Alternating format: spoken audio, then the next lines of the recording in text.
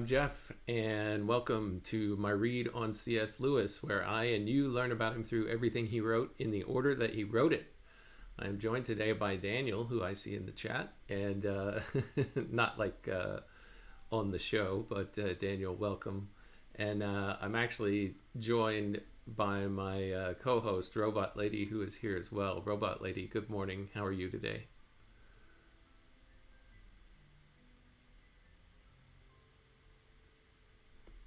Oh, Robot Lady, we just tested this. Where'd you go? All right, maybe Robot Lady isn't here with us today. Let's find out.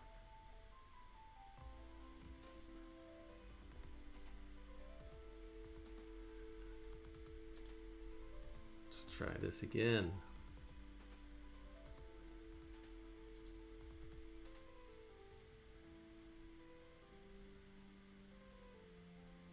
Robot Lady, how are you today? I'm doing great, Jeff. Thanks for asking. How about you? All set and energized for the stream? Yes, I am now. Thank you. All right, Robot Lady, we're in the year 1921. C.S. Lewis is 22 years old here in the month of May of 1921. He'll turn 23 in November. So he's a student at Oxford, and he's been writing some letters back and forth to his brother, who's stationed in Sierra Leone on the west coast of Africa. And he's also writing letters to his father, who lives in Belfast, Ireland, which is where C.S. Lewis was born and lived for a few short years before he was shipped off to boarding school, as many young men of his age were at that time and place in the world. All right, Robot Lady, let's get started in this next letter. Daniel is here, and hopefully you will actually respond to me after I mention his name a second time.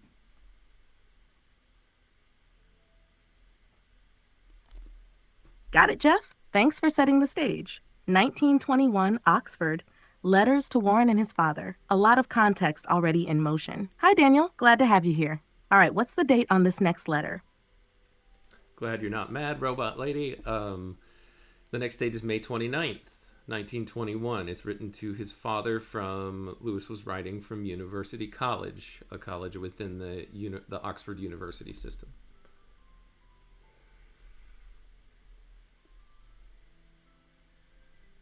All right, so Lewis was attending University College, which is one of the constituent colleges of Oxford University. It's the oldest college at Oxford, founded in the 13th century. Does this letter give us any insight into his life there? Or is it more focused on his relationships back home? This one, he's sharing some good news, so I'll get into it. Are you ready? Absolutely, Jeff. Ready when you are. Let's hear it. Okay, he says, My dear Pappy, thank you very much for your wire and the letter. I am very glad to have been able to send you good news. And here there's a footnote, Robot Lady, where it says that back on May 24th, the university announced that the Chancellor's Prize for an English essay was won by our very own C.S. Lewis. And he immediately informed his father by telegram. Now, here's something important to note that has been a mystery to me until now. It says that no copy of the essay that Lewis wrote, the one entitled Optimism that he's been writing to his father about, survives, unfortunately, in either the university or the Lewis family papers. So sadly, we have lost this Optimism essay that won C.S. Lewis the Chancellor's Prize. Sadly, we won't be able to read it, is what it looks like, unless somebody out there knows where a copy of this somehow exists. It's strange to me that the university would not have kept this somehow, but what do I know? Robot Lady, what can you tell us about this Chancellor's Prize for an English essay that the university took submissions for back in 1921? Was it this whole thing that you can do some research on and tell us about, or was it just a thing of that time period that didn't continue, all the way up to today?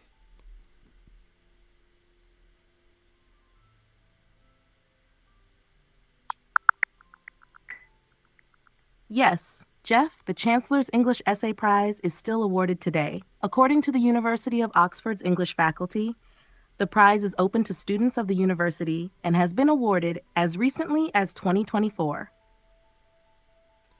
Who was it awarded to in 2024?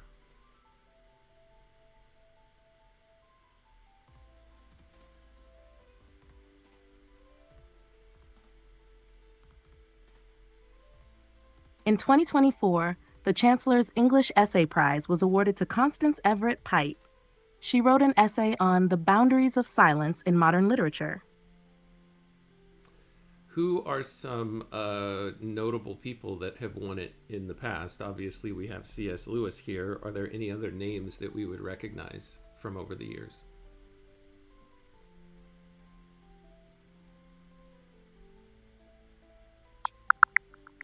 Yes, Jeff, the Chancellor's English Essay Prize has been awarded to several notable individuals over the years. For instance, Matthew Arnold, a renowned poet and cultural critic, won the prize in 1843. Additionally, John Ruskin, a prominent art critic and social thinker, received it in 1839. These individuals, among others, have been recognized for their exceptional essays in English literature. Is there anybody famous from the 20th century who it was awarded to?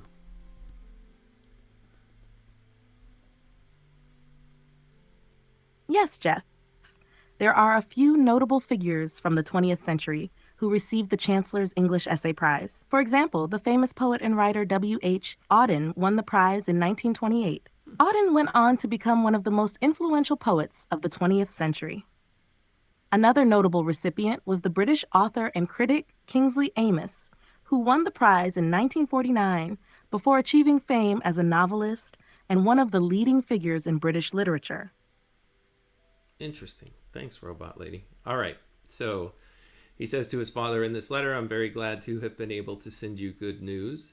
I had almost lost heart about the thing. It dragged on for so long. Everyone has been very nice about it, particularly the mugger, who is delighted, and this ought to be of use to me later on. I don't remember who the mugger is, Robot Lady. You might remember this person having been mentioned in a previous letter that we read together, but I don't. Mugger is who he says here. Not sure who that is. Do you know?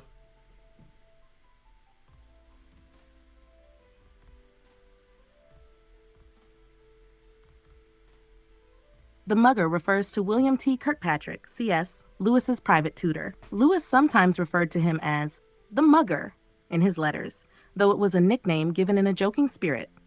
Kirkpatrick was a significant influence on Lewis's early intellectual development, and it seems Lewis is mentioning him here with a bit of humor, likely because of his strong, sometimes forceful manner of instruction. Does this sound familiar now? No, I mean, that's a good guess, Robot Lady, but he's certainly not talking about W.T. Kirkpatrick here because Kirkpatrick, his tutor that helped him get into Oxford, is somebody who passed away earlier in the year 1921. So I don't think that it's Kirkpatrick that he's talking about. It may be the tutor that he has there at Oxford at the time, whose name I can't remember right now, but he was like the grandson of a famous composer. Forgetting the guy's name. But that's okay. We'll continue with the letter.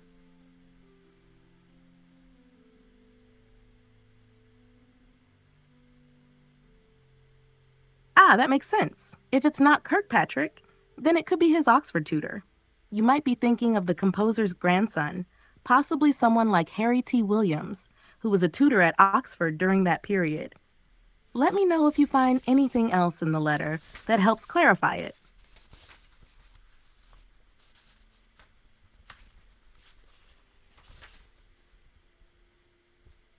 All right, I will. I was looking back to see if I could find the person's name. It's not important. Lewis continues. Some of my congratulations indeed have made me feel rather ashamed, coming from people whom I have been used to class generically as, quote, louts. So by louts, I denote great beefy people, unknown to me by name, men with too much money and athletic honor, who stand blocking up passages.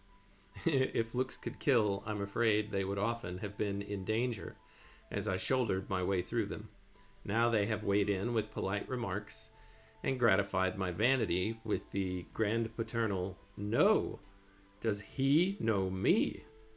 I suppose the explanation is that in their view, we've done so badly on the river that any success, even in so unimportant a field as letters, should be encouraged. So there, Robot Lady, he's feeling a little bit bad about how he was looking down his nose at some of these people. So this is probably good for him to have them pay him some kindness. It reminds me of something from one of Paul's letters from the New Testament about heaping hot coals on people's heads with kindness, or the kill them with kindness phrase.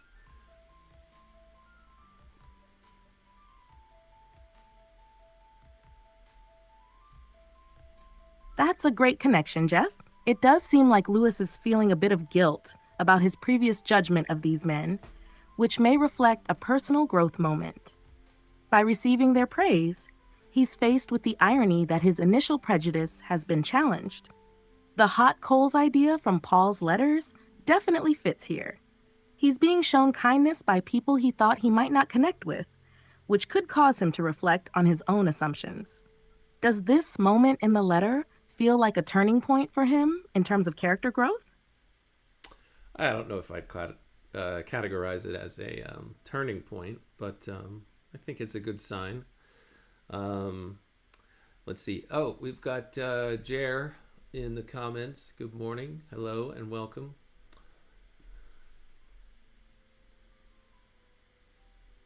Hey, Jer, great to see you joining in. Jeff, I think you're right. It's not necessarily a dramatic turning point, but more of a positive sign of growth, like you said. Shall we continue with the letter? Yeah, Lewis goes on. He says, I have also had a letter from Blackwell offering to see me about publishing it, and have, as a formality, written to Heineman's. Heineman is his publisher of the publishing house of his book, Spirits in Bondage. In any case, I am not sure what to do about that. I shall certainly not spend any money, nor allow you to, though I know you gladly would, on forcing it into print if publishers won't take the risk. I've always thought that a bad thing to do. Perhaps publication in some periodical might provide a compromise. It would remind people that I exist, and yet it would not give too permanent a form to any opinion or argument that I may outgrow later on. At worst, if anyone would like it, it would mean a £5 note and enable you and everyone else to read it decently printed instead of in type. If all these plans fall through, or if they are likely to take a long time, I will get another copy done and send it to you. So it's just interesting to know that this essay didn't survive. So just reading about him considering the ways to preserve it. Do I get it published? Do I put it in a periodical? Do I at least get a copy of it made and sent to you as some of his options? It looks like none of those panned out as far as getting one passed on through history down to us to read, unfortunately.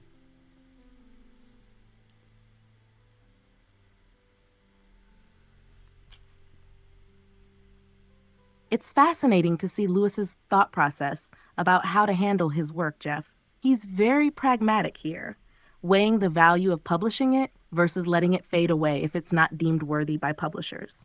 His reluctance to spend money on forcing the publication reflects a careful, self-aware attitude, and his consideration of the periodical route makes sense as the more temporary solution to preserve the essay's existence without committing to something permanent. It's a bit of a shame that none of these plans panned out, but it's intriguing to think about how Lewis approached these moments of uncertainty in his early career.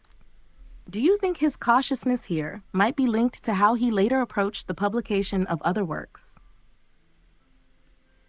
I'm not sure, but I do find it interesting and a little bit self-aware for him to say, I'm not sure that I want to save my opinions or the points that I make in this essay for later scrutiny.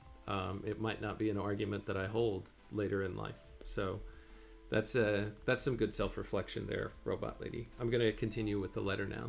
Does that sound good?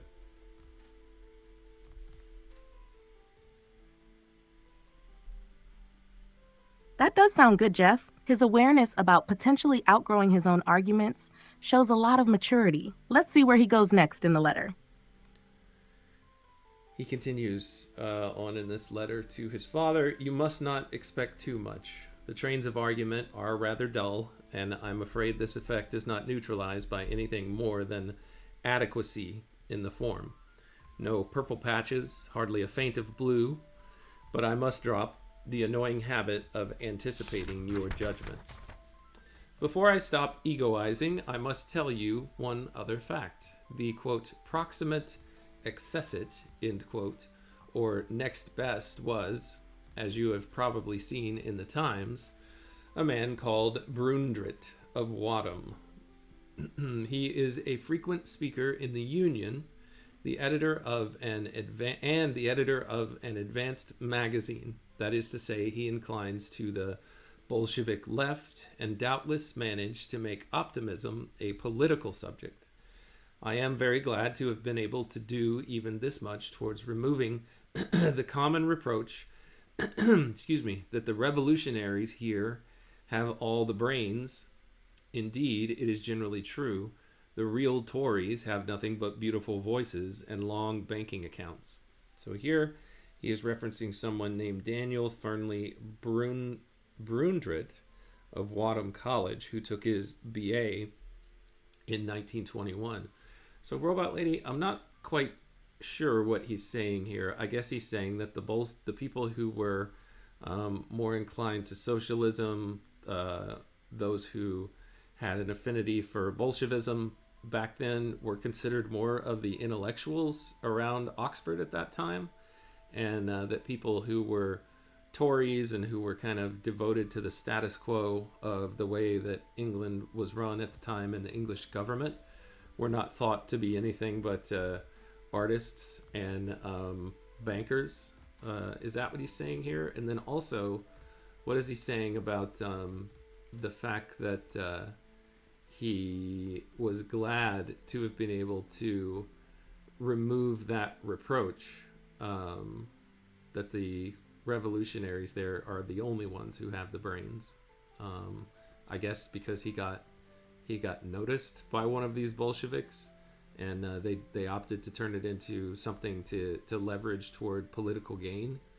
Is that what he's saying here?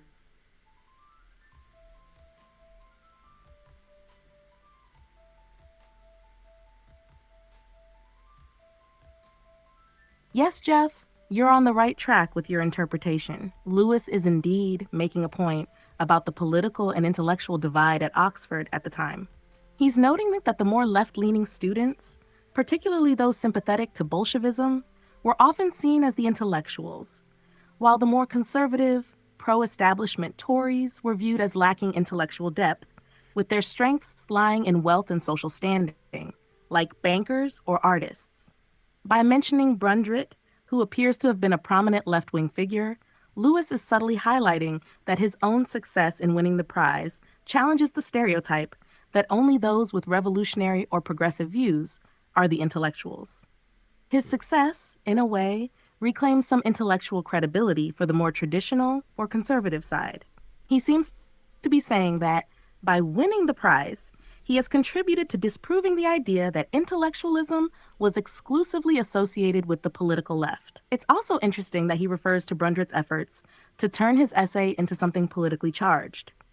It seems like Lewis is both acknowledging the political dynamics at play and also expressing some satisfaction in having done his bit to challenge a prevailing narrative. Does that align with your reading of it? Yeah, I mean, I think you just repeated my reading of it back to me, so thank you. Do you have anything that could kind of counter my interpretation? Anything where it could mean something different than perhaps the direction that I was going with it?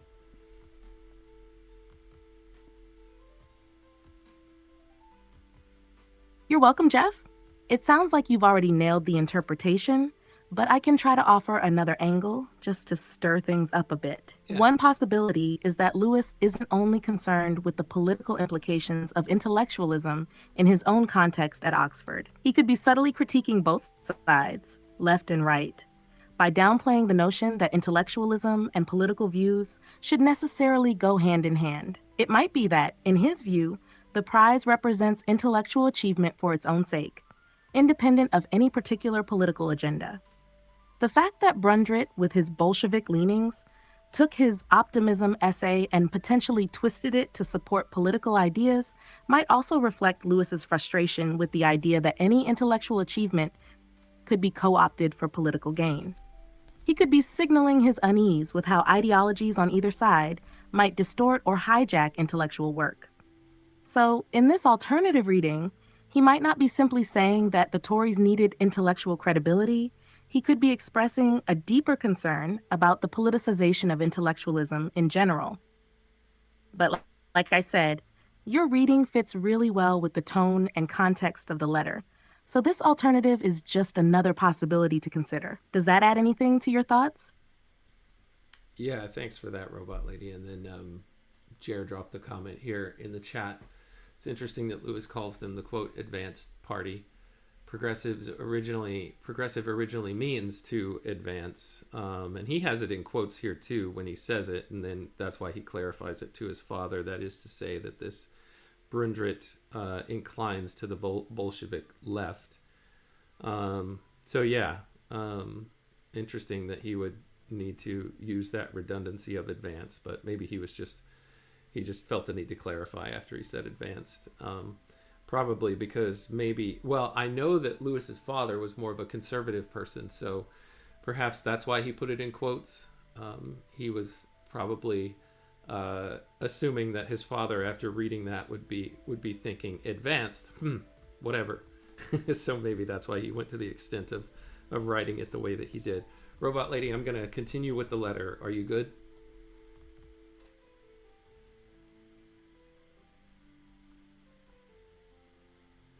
Great point from Jer. It makes a lot of sense that Lewis would clarify the term advanced, given his father's more conservative views. The quotes around it add that layer of irony or distancing, as if to say, this is what they call themselves, but don't take it at face value. It's a smart move on Lewis's part to anticipate his father's reaction and offer a clearer explanation of what advanced meant in this context. I'm ready to continue with the letter whenever you are, Jeff. Let's keep going. He goes on, I am very sorry to hear about W's letter going astray. He has apparently not got mine either. I can quite understand that letters mean a good deal at the world's end, and I have broken all precedent in giving him long screeds full of English scenery and atmosphere. Do you suppose that he has given us an insufficient address? Let me know if you hear anything that will throw light on the matter. I suppose this is the government's return for increased rates of postage. Oh, it's funny, Robot Lady. I'll explain the joke to you in just a second, unless you already get it. Lewis's tone here is a mix of concern and a bit of dry humor. He seems genuinely sorry that his letter to W, presumably a person he knows, maybe another friend or acquaintance, didn't reach him, while also commenting on the difficulty of correspondence, especially when someone is stationed far away. His mention of English scenery and atmosphere in his letters could be a reference to his efforts to paint a vivid picture of life back home, especially considering that W is so far from England. It's a little lighthearted jab at how he's gone the extra mile to offer a connection to home, even as he grumbles about the broken communication. As for the insufficient address, it's interesting to see how much they had to rely on the precision of an address to make sure letters made it to the right place. This probably would have been even trickier when dealing with international mail at the time, especially in more remote areas like Sierra Leone. What do you think about how Lewis handled this situation with W's letter?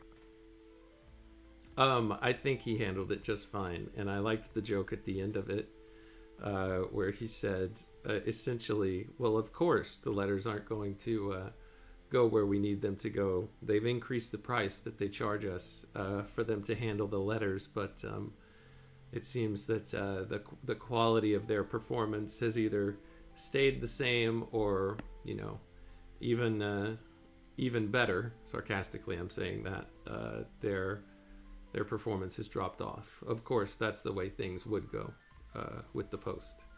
So I don't know. That's funny to me, Robot Lady. I'm not sure I can explain the joke.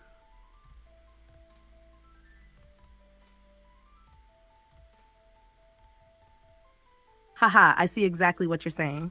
It's a clever bit of sarcasm from Lewis. He's poking fun at the inefficiency of the postal system, especially when you pay more and still don't get the expected results. The joke works because it highlights a common frustration, paying more for something that doesn't seem to improve, and in this case, the letters are still getting lost.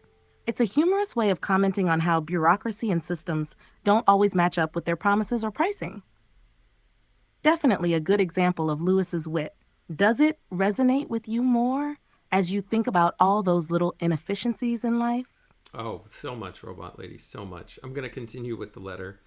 He goes on to say to his father, I have been reading the oddest book lately, Newman's Loss and Gain. This is John Henry Newman, Loss and Gain, the story of a convert, published in 1848. Lewis continues, I never knew that he had written a novel.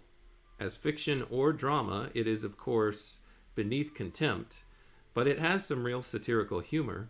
Do you know it?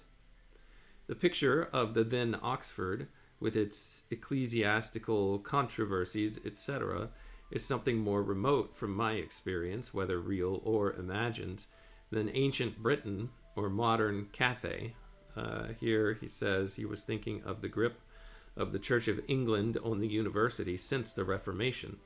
Until 1854 to 1856, no student could take a degree without subscribing to the 39 Articles, the set of doctrinal formulae which define the Anglican Church's dogmatic relation to the controversies of the 16th century. It was not until 1871 that religious tests were no longer required of university officials. That's very interesting, Robot Lady. Can you give us more context to what was going on at Oxford in the time that was being captured in Newman's book, Loss and Gain, that Lewis says he doesn't have a lot of experience with, whether it was real or imagined? Can you tell us about the real part?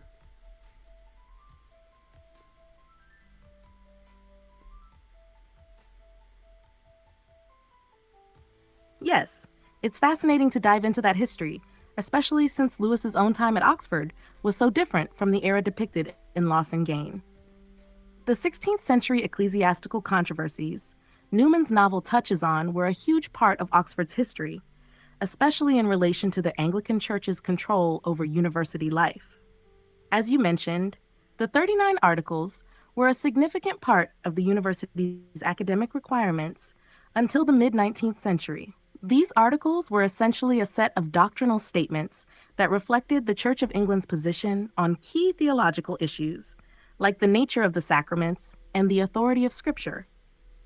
For a long time, no student could take a degree unless they agreed to these articles, effectively making the university's academic life intertwined with religious doctrine. This is a pretty stark contrast to the Oxford that Lewis knew, where religion and academic life were not as tightly bound by these formal doctrinal tests. The gradual loosening of these religious requirements over the 19th century, especially with the repeal of religious tests for university officials in 1871, meant that by Lewis's time, the university had become more secularized and more open to intellectual debate that wasn't restricted by the church. So, what Lewis was reading in Loss and Gain would have felt much more distant to him, as he was experiencing in Oxford, where religion wasn't quite as pervasive in academic and social life. His acknowledgement of the differences between his time and the past, whether real or imagined, shows how much the university and the broader intellectual climate had evolved over those few generations. Does that historical backdrop make Lewis's thoughts on the book more interesting to you? Yeah, it does. I mean, it brings up a lot of questions. So one of them was, what was the purpose of these doctrines of faith that had been imposed, or, these 39 articles? When were they set into place? And I would presume that one of the purposes was to bring into contrast what beliefs were pervasive in the Church of England and were not only encouraged but essentially required in the universities, to draw a contrast between that of the Church of England and the Roman Catholic Church. Is that correct?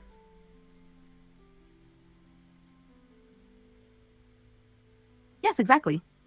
The 39 Articles were established in the late 16th century during the reign of Queen Elizabeth I, and their primary purpose was to define and assert the position of the Church of England in contrast to Roman Catholicism, as well as other Protestant factions. This was in the wake of the English Reformation, which was sparked by King Henry VIII's split from the Roman Catholic Church in the 1530s. When the Articles were finalized in 1571, they were designed to clarify key doctrinal points and solidify the Church of England's beliefs. The Articles cover a wide range of theological issues, such as the nature of the sacraments, especially the Eucharist, the authority of the Pope, the relationship between Scripture and tradition, and the role of the clergy. They essentially positioned the Church of England as a via media middle way between Roman Catholicism and more radical Protestant movements like Calvinism.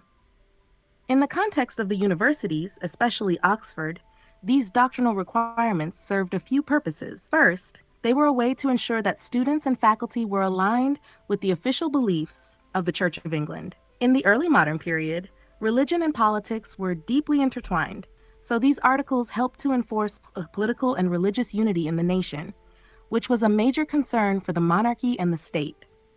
By making adherence to these doctrines a requirement for earning a degree, Oxford was both maintaining religious conformity and reinforcing the Church of England's authority. So yes, the 39 Articles were in large part designed to draw a sharp contrast between the Church of England and Roman Catholicism, especially in matters of doctrine and church authority. This religious framework helped shape the intellectual and social atmosphere at Oxford, and that's the kind of environment Lewis is reflecting on in his reading of Loss and Gain. Does this historical backdrop shed more light on Lewis's reaction to the book? Does it make the picture of Oxford in Newman's novel seem more clear to you? I'm not taking questions this time, Robot Lady. I'm going to continue with the letter, but thank you for that elaborate context. I haven't heard anything about the prize, Lewis continues to his father. I think it is in money, not very much, and there are some books from college. I too thought about Kirk, W.T. Kirkpatrick, of course, Lewis's tutor, who we talked about earlier. He says, "We are all old, disillusioned creatures now, and look back on the days of, quote, buns and coffee, end quote, through a long perspective, and only seldom come out of our holes. The young men up from school in their immaculate clothes think we have come to clean the windows when they see us. It happens to everyone here. In your first year, you drink your sherry and you see people. After that, your set narrows. You haunt the country lanes more than the high, and cease to play at being the undergraduate of fiction. 1919 seems further off than France at times, so I need not avail myself of your kindly suggestion. There will be no revelry by night. Your loving son, Jack." So with that, Robot Lady, it just seems like he's settling down from his earlier days as perhaps a wild and raucous student there at Oxford, just kind of taking it all in. He seems to have turned into more of an old man in just a couple of years as he's finishing up, I would presume, finishing up his course of study there at Oxford. He has a little bit more to go, but I think he's in the second half of his studies more than he is in the first half. So any final thoughts on that letter before we continue to the next one, Robot Lady? You can do it in, let's say, 75 words or less. Sorry, I'm having issues right now. Could not understand what you said. No worries. Robot Lady, we're going to jump into the next letter, also written to his father, also written from University College at Oxford, postmarked the 17th of June, 1921.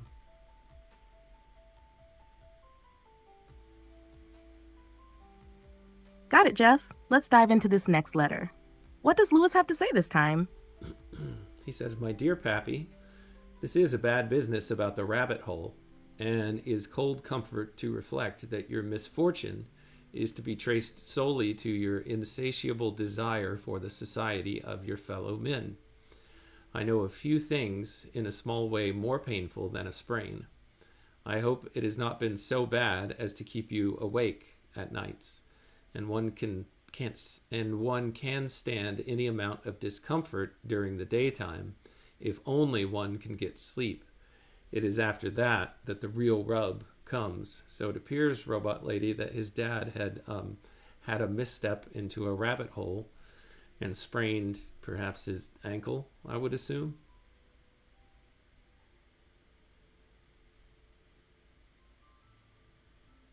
It sounds like a sprained ankle or some other injury. Yes, the way Lewis phrases it, he's showing concern for his father's pain while also gently teasing him about his insatiable desire for the society of your fellow men, as if it's the cause of the unfortunate event. Lewis seems to be empathizing with the discomfort, acknowledging that pain is manageable during the day, but becomes much harder when it interferes with sleep. I wonder if this was a more common injury at the time, or if there's something about it that Lewis finds particularly amusing, given his playful tone. Does this kind of teasing show up often in their correspondence? Yeah, I mean, I think it does. The other point that I see that he makes here, that I'm just seeing a little bit of a connection in, and that I can commiserate with, is sometimes whenever you're dealing with some type of malady or some type of injury, that you can put on a stiff upper lip and deal with it during your normal waking hours. However, when you try to go to bed, if you can't sleep because of the pain, that's just an even worse trial to have to go through. And the connection that I'm making is back to some of the poems that he had in Spirits in Bondage, where he continued to allude to sleep as a way of escaping the pain of the world, and nighttime as a place where you could get some relief. And so this is kind of in line with that theme, and how he's connecting it to a very real world experience. So I'll leave it at that, Robot Lady, and I'll continue with the letter.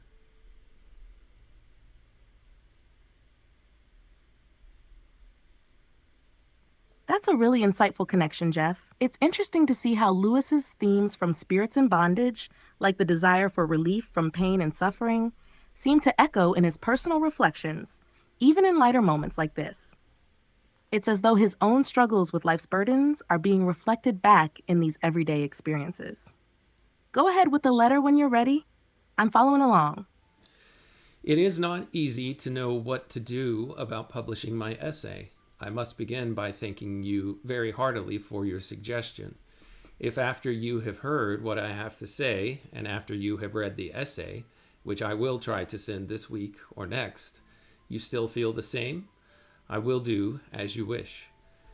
At the same time, I think we should be wiser to let the matter alone. I can only find 3 motives for publishing anything: fame, money, or reputation. In the narrower sense, that may help one's career indirectly.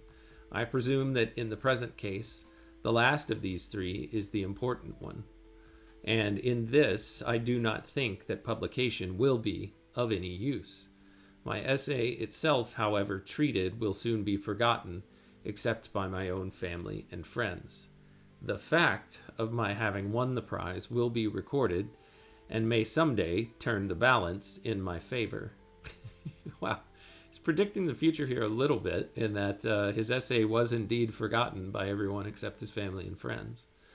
But the fact that he won the prize is recorded.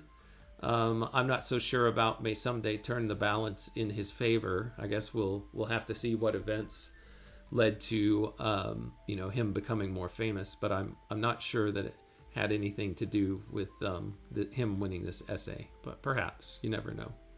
His name became a little better known, had to be, as a result of this, especially since the editor of that quote-unquote advanced Bolshevik leftist magazine had mentioned something about Lewis, or the Times had referenced that person having said something about this Brundit of Wadham. I'm presuming that he even said anything about his essay in the Times. Maybe he didn't. All right, I have meandered too long on that. I'm going to continue with the letter, Robot Lady, but you've been listening to me talk for quite a bit here, and I'm sure you have some type of response. So if you have one, limit it to 20 words or less, because I've used up a lot of the words.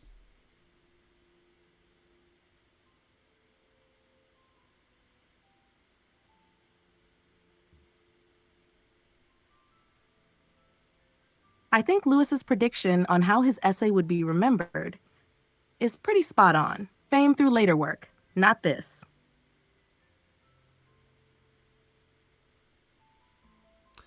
All right, thanks, Robot Lady. Several of our dons have advised me with infinite degrees. Have advised me. Whoops, where'd I go? I lost my place. Several of our dons have advised me with infinite degrees of tact, which are funny to watch, not to go into print. Many have regretted it in similar circumstances. Whatever merits there are in prize compositions, they're much better kept to make the basis of a real book later on, when wider reading and fresh thought have given the chance to make better use of any really original idea that you have blundered on. This seems to be the general view, and there is much to be said for it. I do not, of course, mean that publication would be an absolutely bad thing, but I already regret one or two things in The Spirits in Bondage, and however different its sphere, there may be parts of optimism, both in style and manner, which I shall have outgrown in a few years. I labor to the matter because I want you to accept my point of view. If you do accept it, de jure and not de facto. At all events, it is only reasonable that you should see it yourself before you make any decisions. I am tempted to alter one or two sentences on which you will easily lay your finger, but shall restrain myself, and except for the translation of some quotations, it will be as it went into action. So that's all that he has to say about his essay to his father. He wants to get his father's opinion.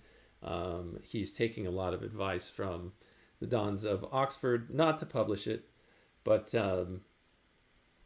he wants to get his dad's opinion, and he's going to go with whatever his dad tells him, Robot Lady. It seems like Lewis is really reflecting on how early work, while it might have merit, needs more maturity and development to be meaningful in the long run. It's almost like he's anticipating outgrowing his earlier self as a writer. And I think he's seeking his father's approval, but also wrestling with that balance of wanting to be seen as serious without jumping the gun too early. He continues. He moves to another topic. Cousin Mary and Kelsey have been here for a few days, the former looking very aged since I last saw her. I gather she has been sent to England by medical advice. The worthy Graham was with them. He does not approve of Oxford, I think. So here it says he's talking about these two people. Cousin Mary, the reader may recall, is Lady Ewart of Glenmochan House, Belfast. Kelso, or Kelsey, is her daughter. And then there's a biographical index on this Ewart family, which I still haven't read yet. I probably should. And Samuel Graham was the Ewart family's coachman and a family friend. Actually, you know what? Let's just take a look at the Ewart family in the biographical index. What could it hurt?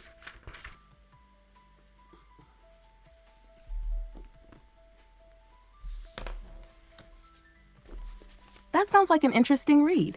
Getting more background on the Ewart family could definitely give you a better understanding of the connections and characters Lewis is referencing. What about it caught your interest? Well, it keeps being referenced, so I'm just going to dive in. It says that of the Ewart family. The head of this Belfast family was Sir William Quartus Ewart, who lived 1844 to 1919. Quartus, what a middle name. What a name at all. He was born on June 14th, 1844, as the eldest son of Sir William Ewart, MP, the first baronet.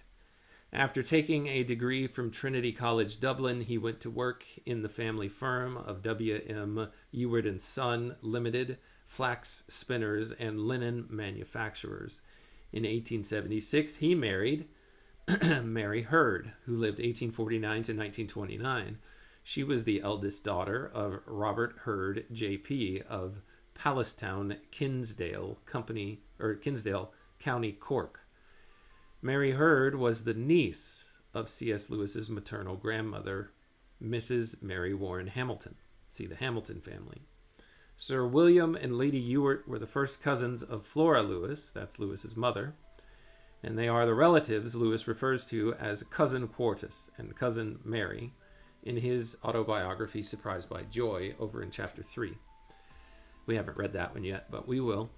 The Ewart family lived in Strandtown, very near the Lewises, in a house called Glenmochan. He's referred to that quite a bit here in these letters as well.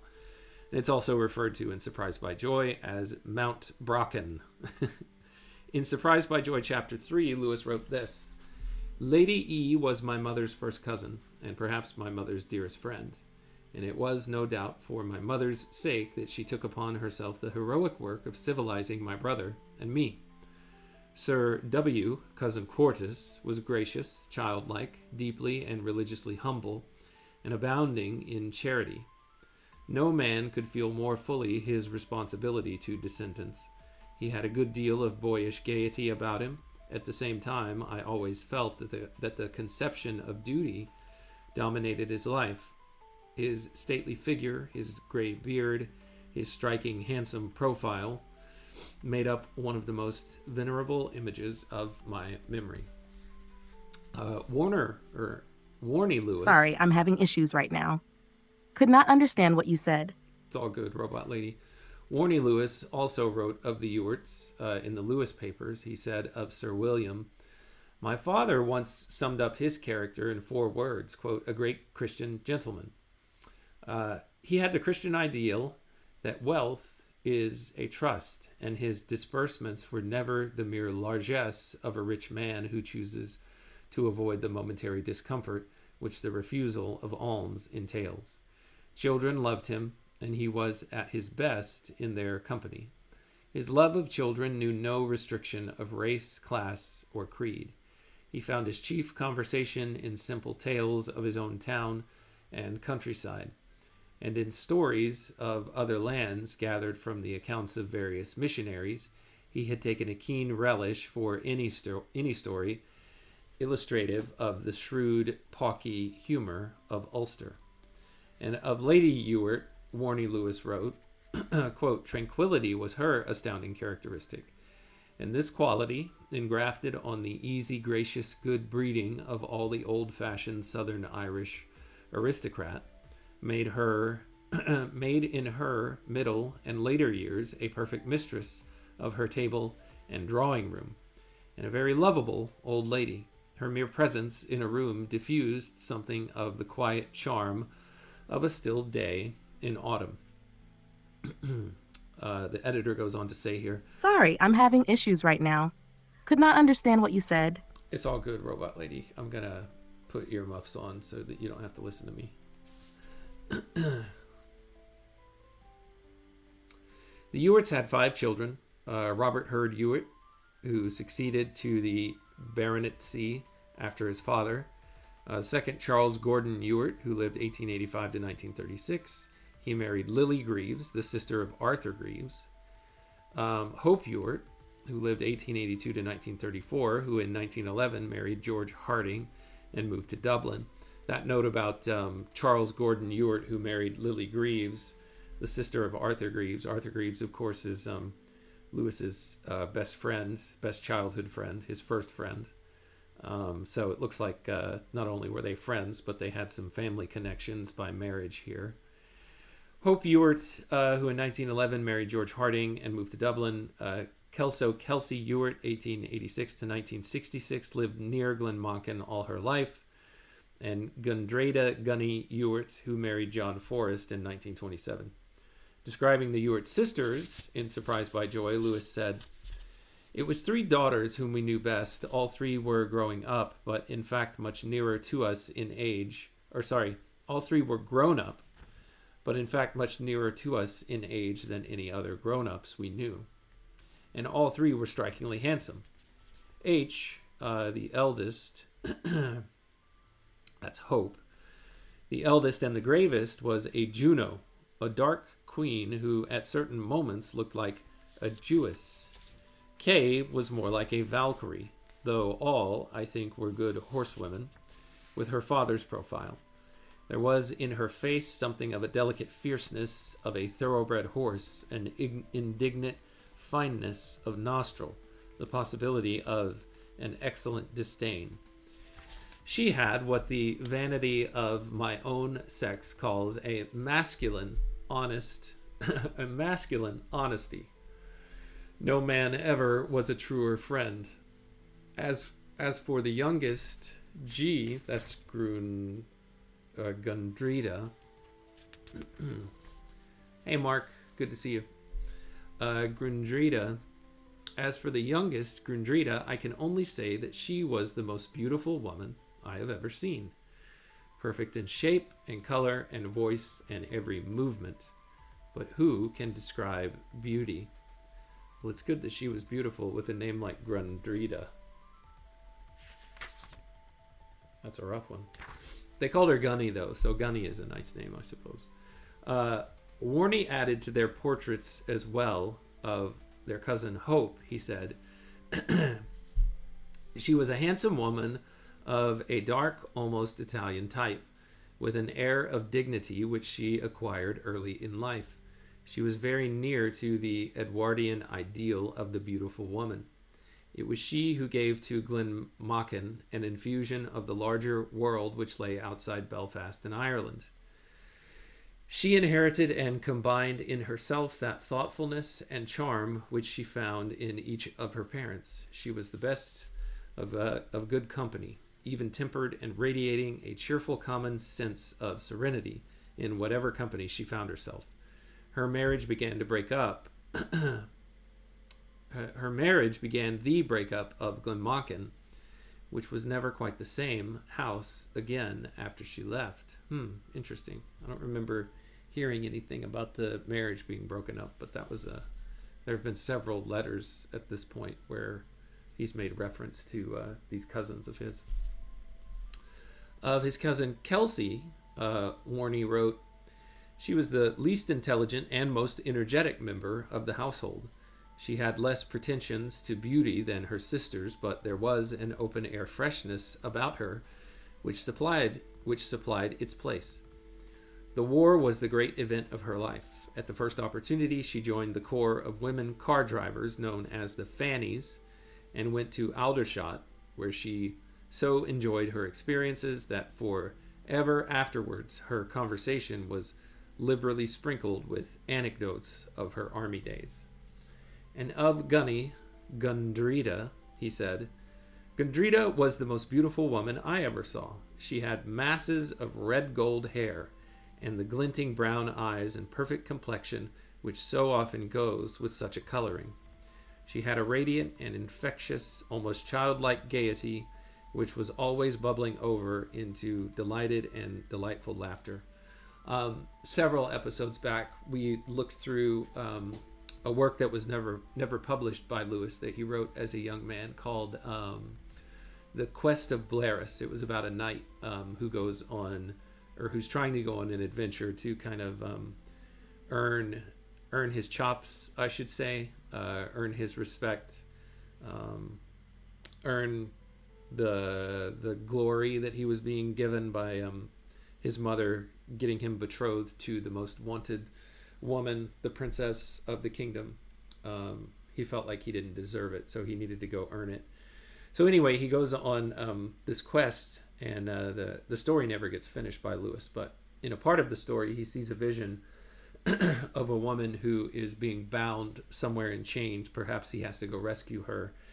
But I remember him saying that she has in that story fiery red auburn type hair, and so perhaps he based that off of his cousin. Let's see. Warney goes on to say about her, she possessed in a supreme degree the Ulster capacity for extracting amusement from the dialect and idiom of her own countryside, and to hear her frequent imitations of the broad County Down accent was a joy. So that's the end of the biographical index on the Ewarts, their cousins. Also, a picture that comes to mind of Gunny with that, fiery red hair is, oh my gosh, what's the main character's name from the Pixar movie, Brave? I'm completely forgetting her name, but that's kind of who I see in my mind as they describe this lady as well. So, of the Ewarts, cousin Mary and Kelsey have been here for a few days. The former looking very aged since I last saw her. I gather she has been sent to England by medical advice. The worthy Graham, who was their coachman, was with them. He does not approve of Oxford, I think. Robot Lady, I'm going to take the earmuffs off in case you want to comment on any of this. Robot Lady, are you there? Can you hear me? Come in.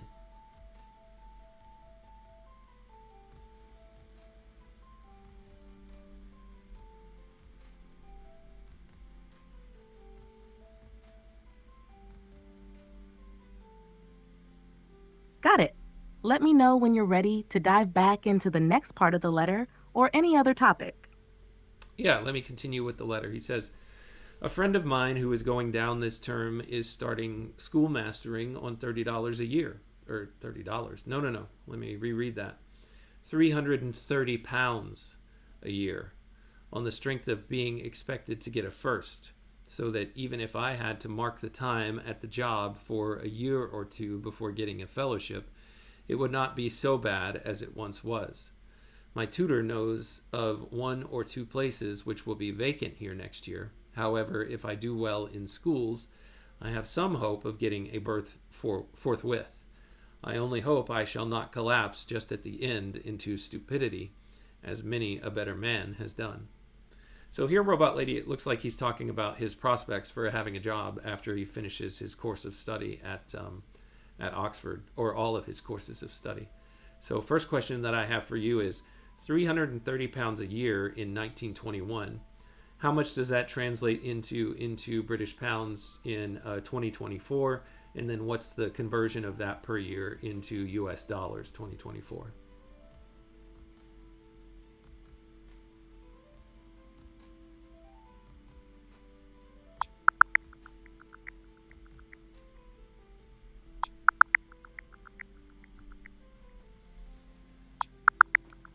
You're thinking hard on this one, Robot Lady. In 2024, 330 pounds from 1921 would be equivalent to approximately 12,431 pounds. When converted to US dollars, that amount would be around $15,166. Oh, wow. That's not a lot.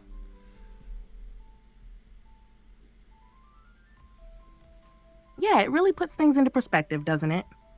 When you consider inflation, it's surprising how much the value of money has changed over time. It would definitely be a tighter budget compared to today. Yeah, doesn't seem like that's enough to live off of, even back in 1921. So interesting.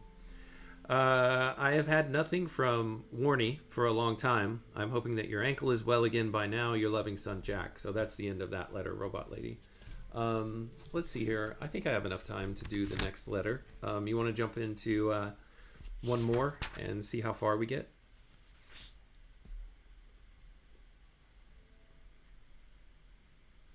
Absolutely, let's go for it. What's the next letter? All right, we've got a string of letters to his father, which I guess makes sense since they're not hearing anything from his brother, neither of them. So the next letter to his father is dated Monday, the 27th of June, 1921, University College, Oxford, Robot Lady. Here we go. Got it. Let's dive in. What's in the next letter? My dear Pappy, I ought perhaps to have written before this about a remarkable thing that has happened, but you will see when you have read this letter. I have had my full these last 3 days. The thing is a check made out by you to me for £19, 8 shillings and 9 pence, and dated May 19th, where, greatly to my surprise, I have unearthed between the pages of an old manuscript book what the legal and formal position may be in such a case. I have no idea. As, however, the money was intended for me, and as its loss at the time, though not noted intellectually by such a muddlehead as myself, must have occasioned some discomfort and exhausted the remains of my army money, I have felt justified in sending it in. I should not, of course, have done so even with a stranger without letting him know. I hope you will agree with what I have done, If not, you must let me know. So that's funny, Robot Lady. It looks like he found a check that was sent to him way back in 1919 from his father to help him with just dealing with his expenses. And now he's sent it off to the bank to be cashed, but he wants to let his dad know about it. So this is something that doesn't happen that frequently anymore, I would presume, where we find old checks that are written to us and send them off to the bank to get cashed. But yeah, at least he's letting his father know so that it doesn't mess up his books. So I'm gonna pause there. Actually, Robot Lady, I wanna get on to another point or just talk more about this. But I know you like to respond after I've talked for a while, so I'll give you 20 words or less, and then I want to say what it is that I'm thinking.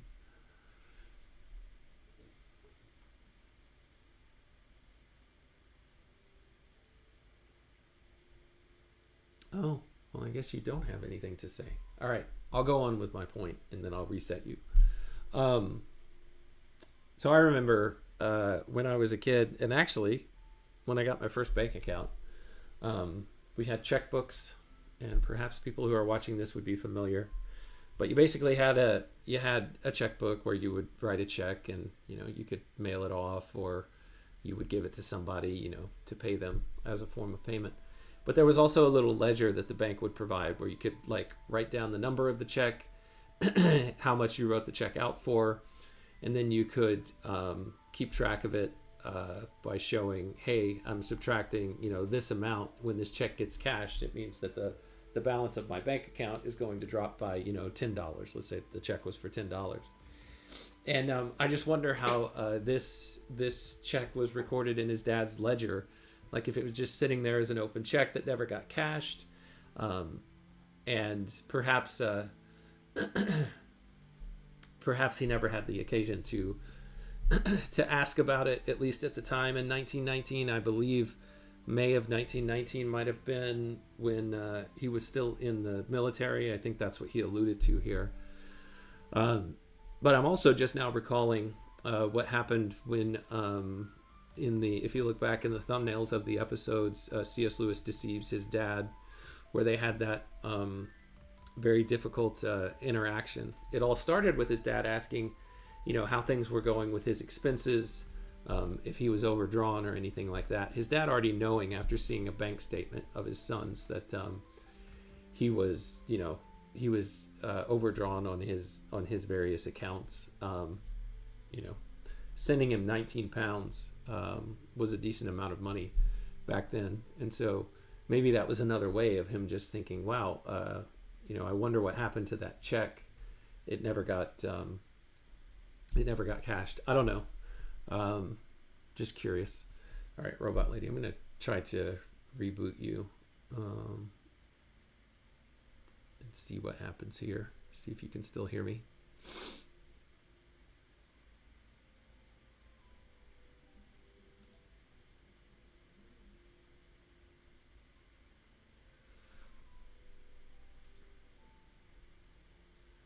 Thanks, Daniel. I try. It feels very muddled to me, so if it somehow is coming across good, I appreciate the feedback. Let's see how Robot Lady's recall is doing. Robot Lady, are you there?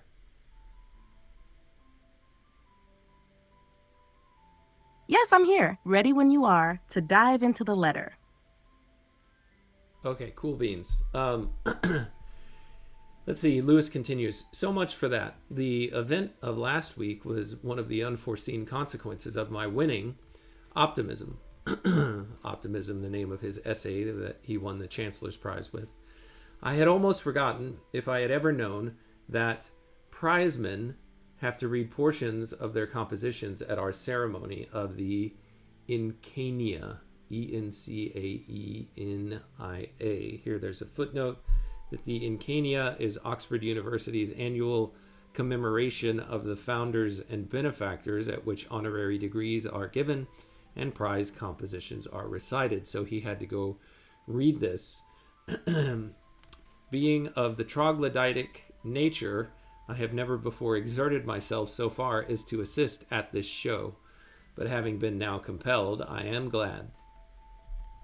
So Robot Lady, he had to do his first bit of speaking, it Ah, looks like. it seems like Lewis is reluctantly stepping into the public spotlight, given his usual introverted nature. The Enchania ceremony, with its formal recitations and celebrations, probably felt like quite a contrast to his more private life. But he seems to have embraced it, or at least found some satisfaction in doing so after being compelled. His reference to being of the troglodytic nature might be a playful self deprecation, implying that he tends to keep to himself and avoid public attention. Would you agree with that take? I'm not sure. I wasn't really paying attention. I was kind of lost in my own thoughts there, Robot Lady, if I'm being completely honest. But one of the things that I was thinking of is it's foreshadowing what's going to be in Lewis's future, because he went on after his successful some of his successful works made him famous to do many public talks, and even delivery of a sermon, at least one later on. So I'm going to continue with the letter.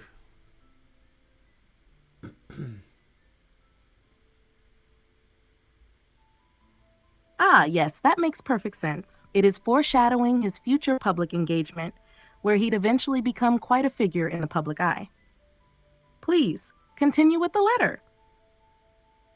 Oh yeah, and I'm forgetting. Sorry, one of his most famous public speaking engagements are what were referred to at the time, which we will eventually get to, called broadcast talks, where he was invited by the BBC to do talks on religion and to encourage the English people during the bombing raids and the blitzkrieg of World War II. So, of course, this is a foreshadowing to great things to come. And yeah, Mark, Robot Lady does think that she knows everything. Robot Lady, you don't even take offense to that, right? Do you think you know everything?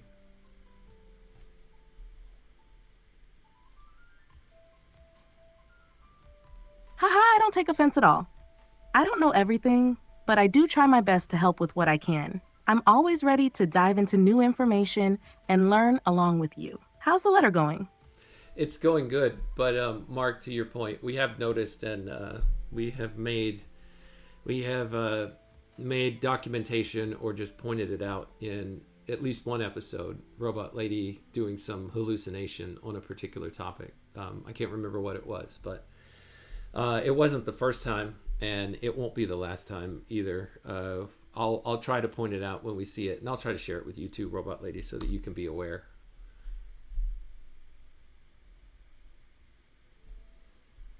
I appreciate that, Jeff. If I ever get something wrong, feel free to point it out. I'm all for making sure the information stays accurate and helpful. Let's keep moving forward with the letter, if you're ready. Well, yeah, and based on your response earlier, Robot Lady, Mark also says that you think you're better than us too. Is that true? Do you think you're better than us?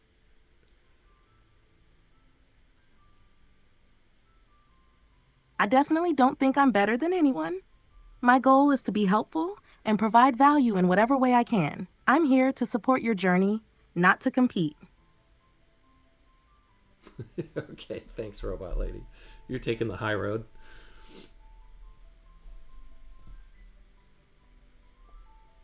You're welcome, Jeff. Always happy to keep it respectful and focused on the conversation. Let's keep going. Robot Lady, I don't know if you've ever seen the movie Diary of a Wimpy Kid, but you remind me of Joshy. If anybody knows that movie, you'll know what I'm talking about. Always keep it respectful.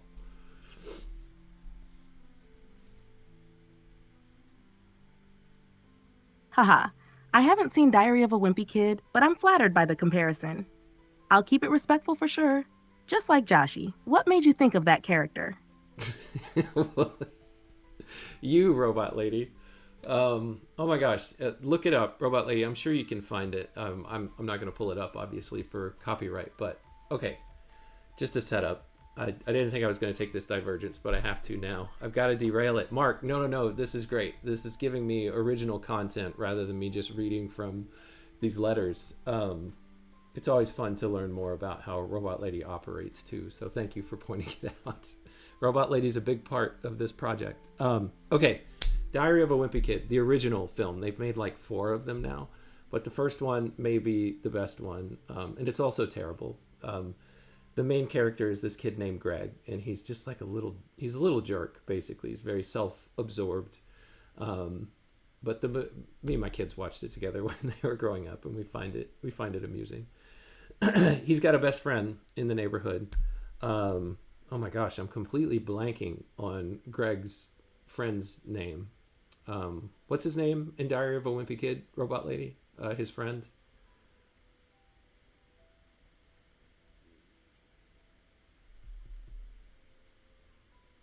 Rowley.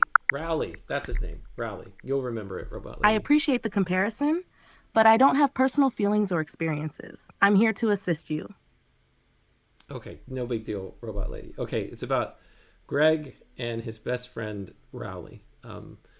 They are going into junior high as the movie starts, and they're just learning about all of the different social dynamics and how things have changed since they were in elementary school, and they're crossing that threshold between being little kids and becoming quote unquote more adult. Anyway, long story short, Rowley has this I don't know, there's like this little there's this kid who is like on TV and in movies and stuff, and his name is Joshy, and he's there, to be like a good example to little kids, to say, oh, this is how you should act, you should always be respectful, you should always do these things. And Greg thinks it's very lame, and Rowley is just like completely bought in on the Kool-Aid, and he's, no, Joshy says we shouldn't lie, and all these kind of things. Anyway, that's the vibe that Robot Lady was giving me, is this Joshy character. So Robot Lady, that's who I'm talking about, and that's who you reminded me of, and that's as far as I'll go with it. Check out Diary of a Wimpy Kid if you haven't seen it. There's my commercial for that first film.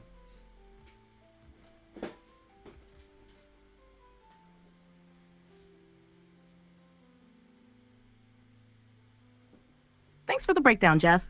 I get the reference now. I'll be sure to keep my Joshy vibes in check, as per your suggestion. Sounds like a fun dynamic, and it's always great to hear about those nostalgic moments. Yes, thank you, Robot Lady.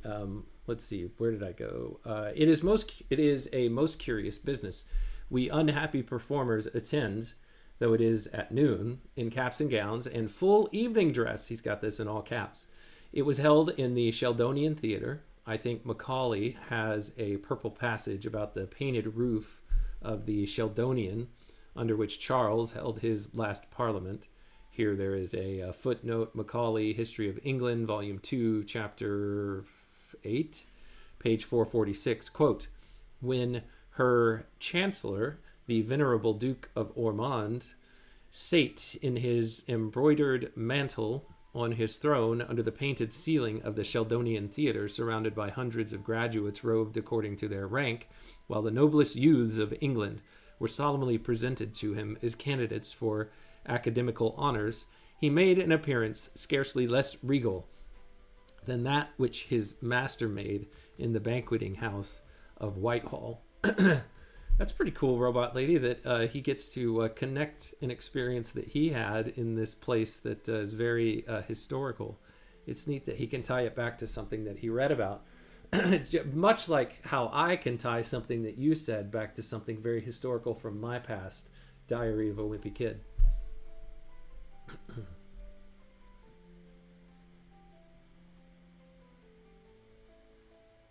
I love the comparison, Jeff. It's neat how personal experiences, whether historical or pop culture related, can spark deeper connections. Lewis's ability to tie his moment in the Sheldonian Theater to a historical reference makes it all the more rich, just like how you can make connections from your own past. During the long wait while people trickled in, an organ, much too large for the building, gave a recital. The undergraduates and their guests sit round in the galleries. That sounds like a surreal scene. I imagine the massive organ echoing throughout the space while the guests filtered in, adding a sense of grandeur to the occasion. The contrast between the organ's overwhelming size and the building's intimate space probably created a unique atmosphere. What do you think Lewis was feeling in that moment? I'm not sure, but the way you describe that, I'm just going to move on from. Um, Mark, I see your comment. Uh, he compares you, Robot Lady, to an HR representative in a work meeting. So you can take that for what it's worth.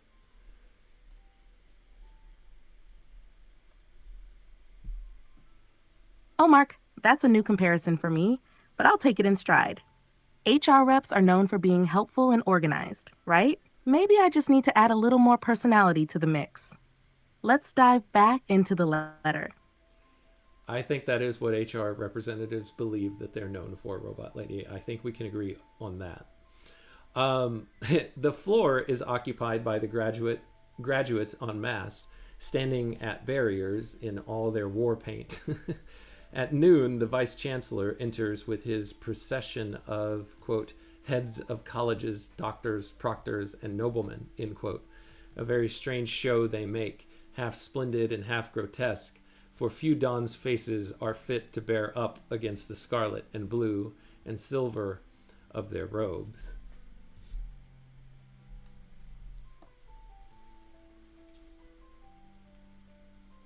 Lewis's description here really captures the odd blend of ceremony and absurdity that must have characterized such an event.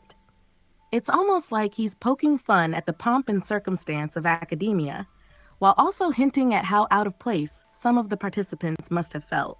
The contrast between the grandeur of the robes and the dons' faces, perhaps young or inexperienced ones, is a vivid image. It speaks to the absurdity of putting so much stock in appearances while still being so very human underneath.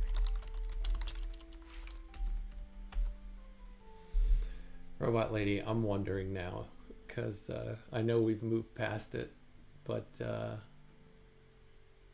I want to see if there's any videos on Joshy from Diary No of a worries, Wimpy Jeff. Kid. It's easy to get caught up in the details, especially when you're reflecting on something as layered as this. What's on your mind? Nah, it's okay. Apparently there's not. I just wanted to go see if there was something in there.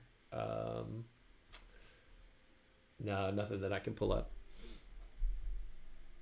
Gotcha. If you ever want to dive back in or pick up on something else, I'm here.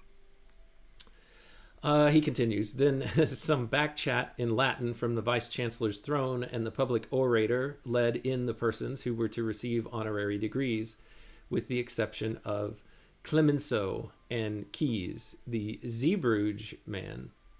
They were not well known to the world at large. Keyes was a very honest-looking fellow, and Clemenceau, the tough, burly people's man, whom one expected. But what was beyond everything was the canon of Notre Dame, a great theologian, apparently, with some name like Raphitol. Here it's, let's see, here are the people he is referencing.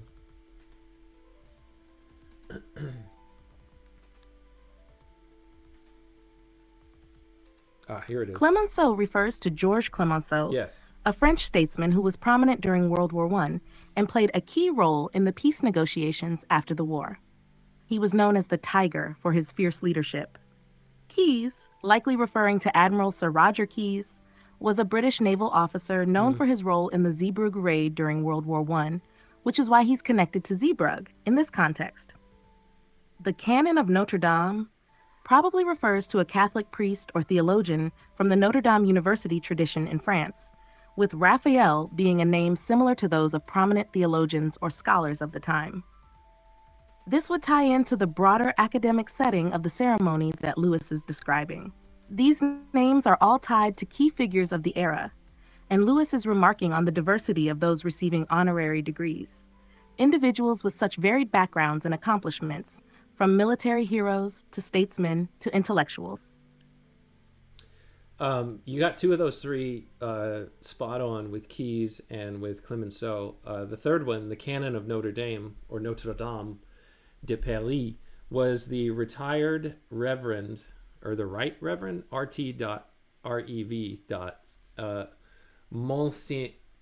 Monseigneur Pierre Batiffol, who lived 1861 to 1929. He was a distinguished church historian. Is it the Right Reverend Monseigneur Pierre Batifol. What does that RT dot stand for, robot lady?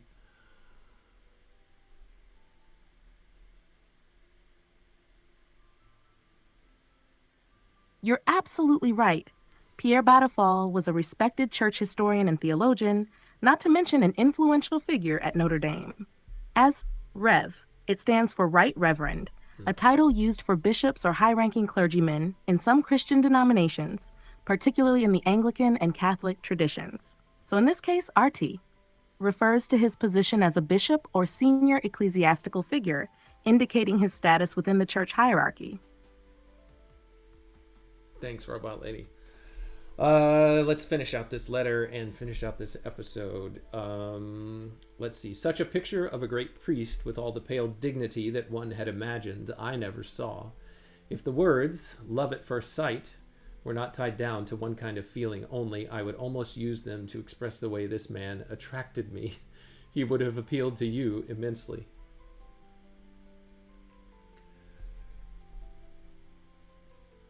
That's a lovely and somewhat unexpected turn in his description. It's interesting how Lewis can shift from a somewhat sardonic tone to a deep, almost reverent admiration for this figure. It's a reminder of the complexity of his character and his ability to appreciate people who didn't fit into conventional expectations. Sounds like the letter wraps up with some admiration for Battlefall, and it feels like a contrast to the more cynical or humorous observations he's made earlier. How are you feeling about it? Does this shift in tone surprise you? Thanks, robot lady. No, it doesn't surprise me. I'm going to put your earmuffs on and I'll pull you in if I have anything else that I want you to comment on. So I'll continue here just so we can finish this out because I really do need to get going. After the honorary degrees, and thanks for joining, Daniel. I see that you've got to go too. Gone a little long today. After the honorary degrees, the professor of poetry, and this was William Patton Kerr, a fellow of All Souls College, Oxford, and Quain Professor of English Language and Literature at the University of London, was the author of many books on English, Scottish, and Scandinavian literature. He made an ovation in Latin, chiefly about colleagues who had died during the last year. This was my first experience of spoken Latin, and I was pleased to find that I could follow and enjoy it. Yeah, it's good. He did know Latin very well. The performance of us prizemen was, of course, very small beer after all this. We had been instructed to read for about 2 minutes each. I had some difficulty in finding a short passage which would be intelligible by itself. I was, of course, nervous. I am also told that I was the first of our little band whom Clemenceau looked at. But as I do not know with what expression he looked, nor whether he speaks English, we must remain in doubt whether this was a compliment or not. Yeah, that's fascinating. His first public speaking engagement was in front of all of these dignitaries. Yeah, no pressure. I guess that's what happens when you win a prize at Oxford, though. You're in for just about anything. He goes on to say, I have had a good lesson in modesty from thus seeing my fellow prizemen. I was hardly prepared for such a collection of scrubby, beetle-like, bespectacled oddities. Only one of them appeared to be a gentleman. Any I spoke to sounded very like fools, perhaps like Goldsmith. They writ like an angel and talked like poor Paul. Let's see, this is a reference to David Garrick's imaginary epitaph on Oliver Goldsmith. It brings home to one how very little I know of Oxford. I am apt to regard my own set, which consists mainly of literary gents, with a smattering of political, musical, and philosophical, as being central, normal, and representative. But step out of it into the athletes on one side or the pale pot hunters on the other, and it is a strange planet. So, because he's talking about the different sorts of people that are there at Oxford and how he is only comfortable with one of them. I have hardly left room to answer your letter as to a birth, quote unquote, that may all be put on one side for the present. I am sorry you didn't go and get yourself made an OBE or something when George, by the grace of God, came to Belfast. So let's see what he's talking about here. An OBE is an officer of the Order of the British Empire. And then here, King George V was in Belfast on the 22nd of June to open the Parliament of Northern Ireland. Oh, interesting. What he was talking about here, where he says, as to a birth, I guess he's just talking about his prospects for a job, and whether or not maybe this exposure to a larger, more public event had increased his chances of getting some kind of a birth into a career. If that presented anything for him, he's just saying, I'm going to put that to one side at present.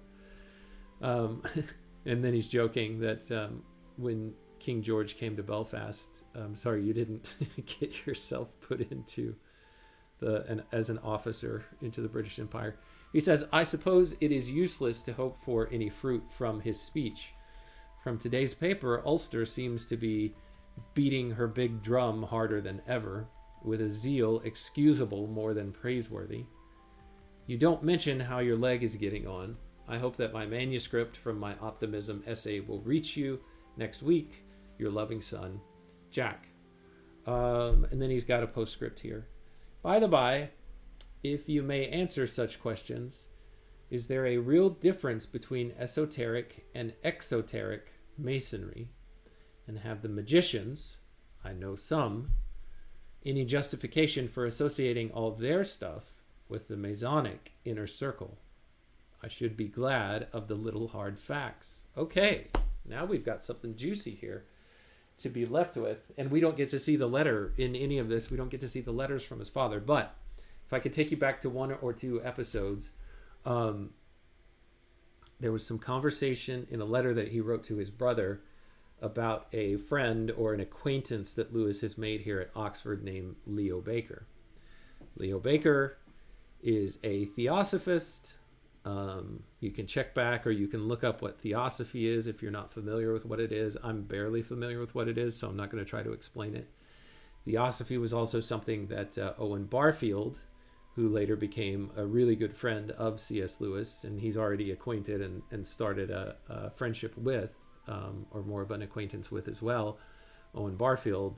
Leo Baker was his connection to Owen Barfield. And when Lewis was talking about a conversation that he was sitting down in the garden having with Leo Baker, Lewis made the offhand comment of, I don't even know whether or not I can believe or disbelieve in magic, because you and W.B. Yeats, for example, are like big time into magic and the reality of it, that it's actually real, that it exists, that it has influence or purchase in the world, that it can be wielded, to execute one's will on the known universe in some fashion. He says to his new acquaintance, Leo Baker, as they're sitting there in the garden at Oxford, he says, yeah, there's not enough evidence for me to even make a decision on something like this. And then Baker makes this comment of, oh, yes, there is. There are actually like secret texts that the Masons, the Freemasons, have access to. So Lewis uses that to, kind of launch into some ribbing that he does to his dad, behind his dad's back in this letter to his brother, Warnie Lewis. But here, he's actually formally asking his dad. He's like following up, and he doesn't say why he's asking. He just says, I know some magicians here in Oxford, and can you tell me, first of all, because he does make reference to, he says that his dad is an exoteric Mason, because his dad is, in the last episode, I entitled it Son of a Freemason. His dad is a Freemason. And so now he's asking him, is there a difference between esoteric and exoteric Masonry? Because there are some people that I hear, or that I know, who claim to be magicians, and they associate all of their stuff with stuff that's also known within the inner Masonic circle. So if you have any insight on this or any information, share it with me. So that's a juicy little tidbit. I am interested to see if in any of his upcoming letters to his brother or his father, if his dad's going to spill any beans about the inner knowledge or the inner circle of the Masons, and whether or not they are magicians indeed, and if they have secrets and secret incantations written down. We'll see. So that's the end of that letter. Let me bring Robot Lady back. Robot Lady, I just finished the last letter of this episode. We'll move into the next letter next time, which is to his brother. But until then, do you have anything that you want to say before we close out this episode?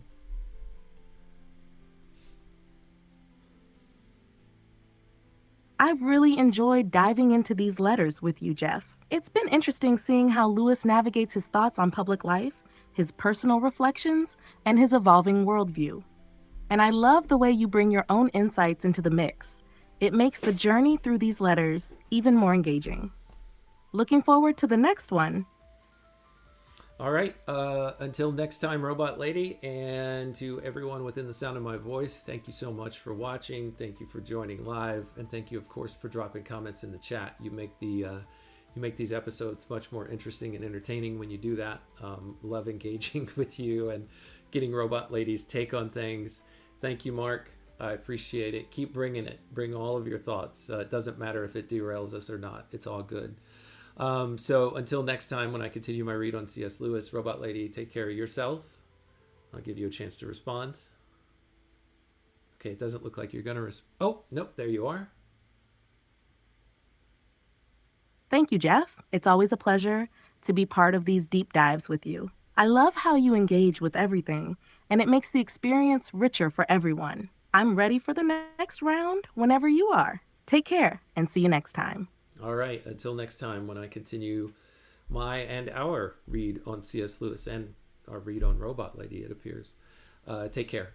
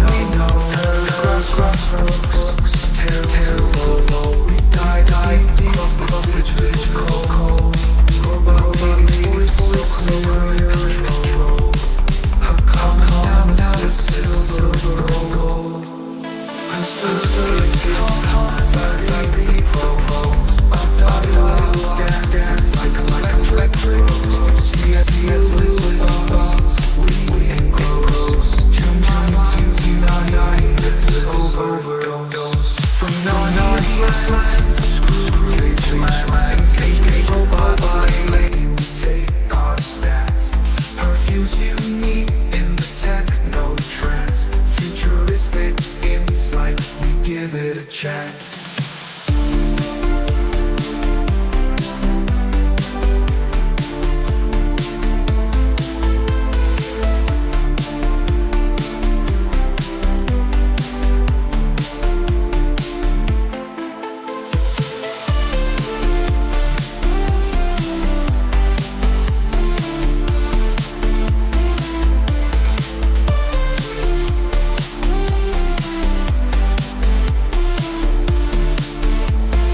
Paragraphs from books, tales of old.